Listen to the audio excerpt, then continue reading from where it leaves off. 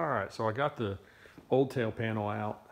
I had to cut around the corner panels to get the spot welded stuff off, because you just can't fold it down with having the rigidity that these bends give it. It won't fold down. It ends up folding this piece, which is a problem. So I had to cut it along the edge of that and then just slowly peel it off using the little handheld belt sander to kind of thin out some of the material.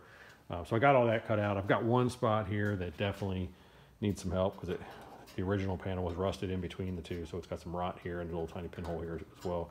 So just kind of been forming up a piece to go in there to replace that end piece. The big thing I got to watch is obviously there's an end dimension on here from the end of here over to the other side, and I got to make sure that even though I'm putting this piece in there that's actually slightly wider to fill some of this gap, I don't want to forget that I'm adding that extra meat and then try to change my numbers here. So I know I'm going to overlap by 1/8 of an inch now, but it's not a big deal as long as I end up with a nice chunk of good steel in there.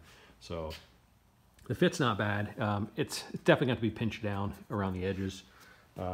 This side, there's a couple, kind of was a little concerning, but you can see through the hole here, there's a gap behind it, so it's not quite lined up on the panel. So some of that stuff's got to be addressed, but fortunately I'm not using the quarter panel anyway. These are coming off. So really all I'm worried about is getting the corner brackets put down and then figuring out, I don't know where I'm going to cut it yet. If I'm going to, cut the new quarter and leave this one on there, if I'm going to take it off completely and then change that piece out. Just not certain. I may end up splitting it down here somewhere, maybe on one of these seams or between it, or I just don't know yet. I'll have to look at it. But I do want to get this thing at least welded in on the corner panels on each side, and then obviously get it screwed together at the base.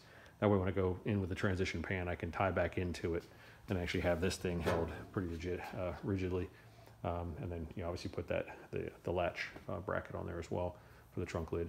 But once I get that in there, then I'll start moving forward with some of the other stuff. But it's a day's worth of work here. I got to where I am now, so I'm pretty happy with where it is at this point.